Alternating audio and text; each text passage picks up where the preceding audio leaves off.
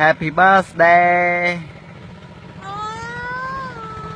ដឹងច្បាស់ថាថ្ងៃនេះជាថ្ងៃអ្វីថ្ងៃពិសេសថ្ងៃកំណើតរបស់ស្រីទោះបីពេលនេះបងគ្មានអ្វីសម្រាប់ស្រី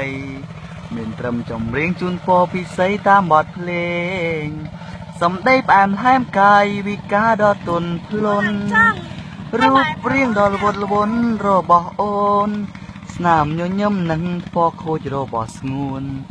កុំឲ្យសាបសូន្យនៅមានជាប់ខ្លួនជានិច្ច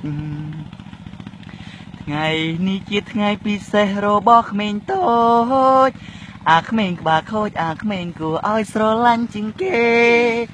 ឆ្នាំនេះមិនដូចឆ្នាំមុនទេឆ្នាំនេះអូនធំហើយមាសមេត្រូវជឹងមើលថែខ្លួនពេលដែលបងមិននៅបងបានត្រឹមតែមើលថែរូបអូនពីក្រោយប្រាប់អូនញយញយនៅអ្វីដែលខុសនិងអ្វីដែលត្រូវបទនេះបងច្រៀងជូនពៅទុកស្ដាប់ពេលបងមិននៅ